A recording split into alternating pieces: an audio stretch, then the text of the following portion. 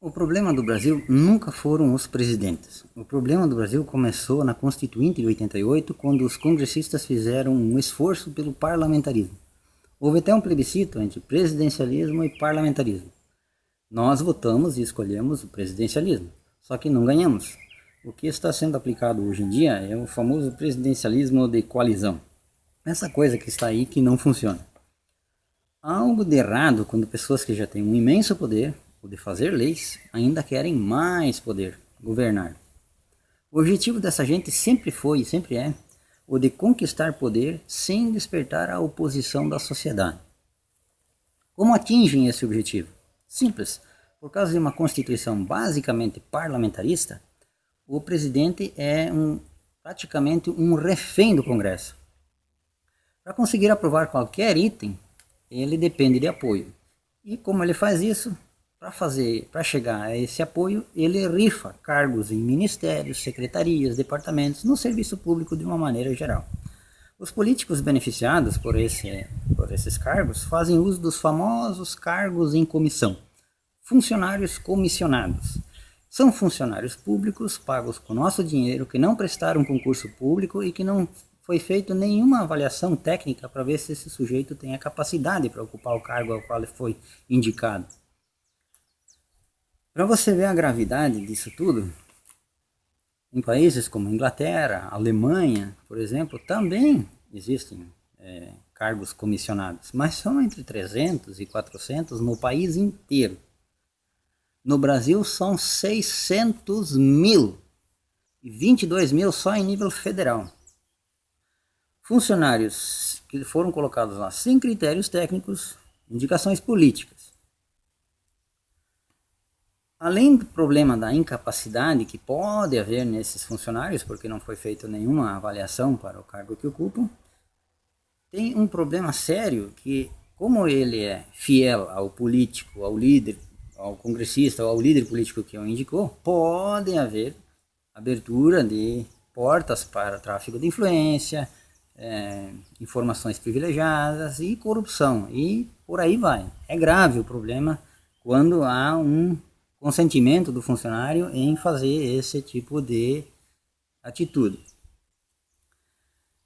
Mas como é que se esconde um funcionário que pode ser incompetente, pode ser mal formado, por exemplo, no meio do serviço público?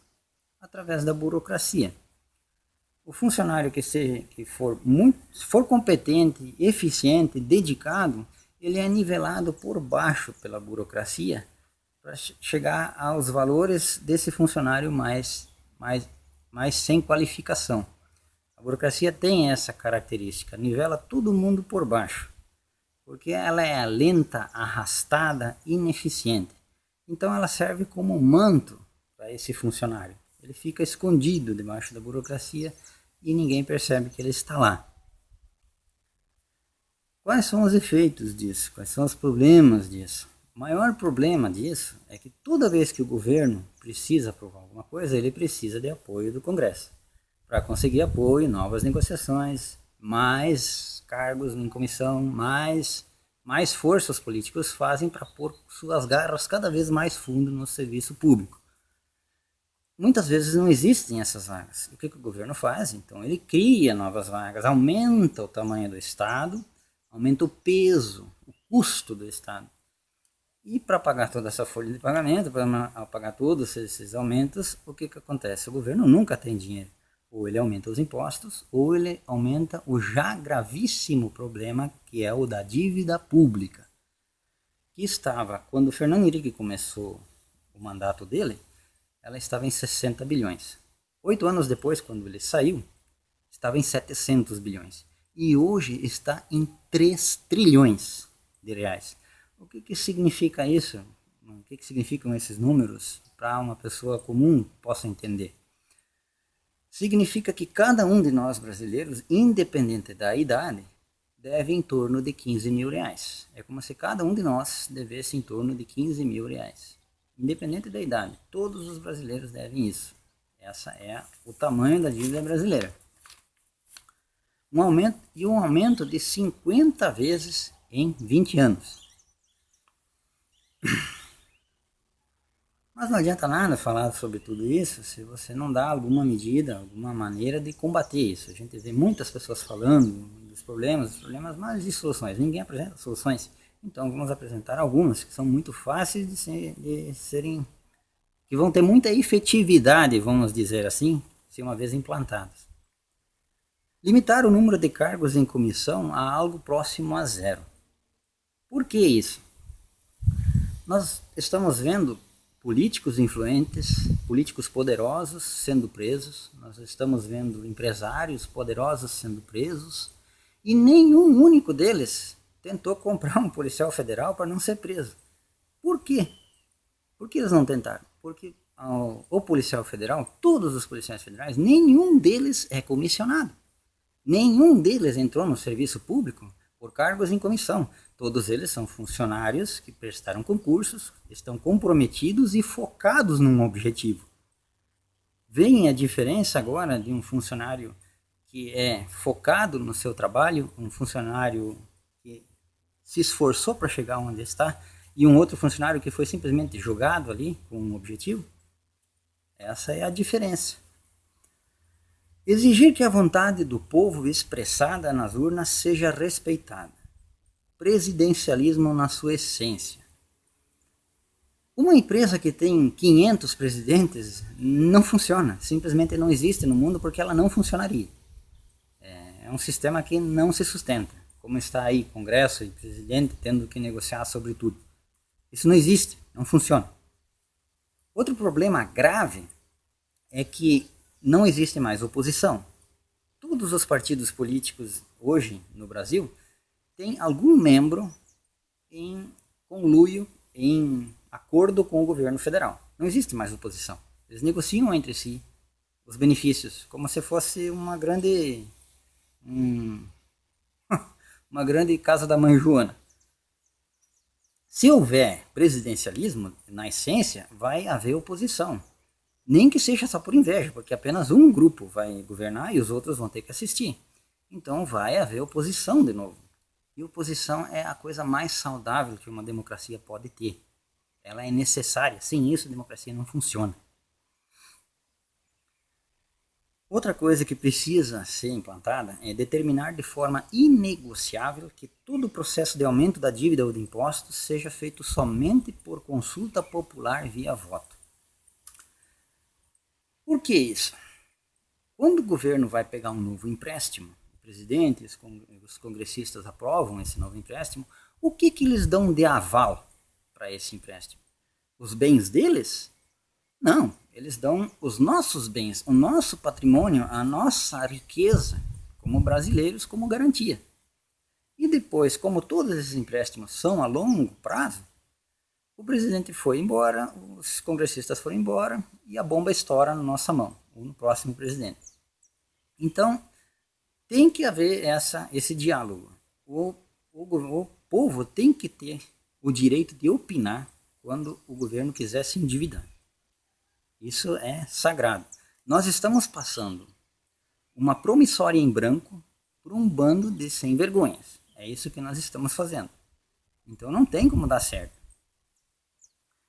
Para desestabilizar essa coalizão do mal, outra ação é extremamente necessária. Determinar de forma absoluta e irrestrita que todo depoente que se recusar a falar, seja em CPI ou na Justiça, seja automaticamente arrolado como cúmplice no processo em que está sendo acusado. Por que disso? Ora, quando uma pessoa se recusa a falar, quando um criminoso, um corrupto, em depoimento se recusa a falar, a quem ele beneficia? A justiça e ao povo brasileiro ou ao grupo ao qual ele pertence? E tem um agravante ainda maior, porque os investigadores, policiais federais, eles são profissionais altamente treinados e qualificados para perceber incongruências e lapsos, mentiras no depoimento. Eles conseguem avaliar se a linha de pensamento, a linha de raciocínio da pessoa está tendo coerência ou não. E quando não há coerência, eles conseguem perceber os erros e conseguem avaliar que está errado naquele depoimento. É isso que o profissional faz. Ele vê falhas no depoimento e consegue interpretar isso e tirar os dados que ele precisa para condenar a pessoa. Agora, se o criminoso não fala, toda essa capacidade de processamento do policial cai por terra. Simplesmente não existe. Então é preciso dar essa condição. A pessoa que se recusa a depor na Justiça Federal, diante de um juiz federal, isso não é um direito, isso é um abuso. Sabe? Se recusar a falar é um abuso. Todos esses preceitos transformados em lei não ferem nenhum direito do cidadão, mas terão um impacto enorme no controle da incompetência e da corrupção. É possível e viável tornar isso realidade através do projeto de lei popular.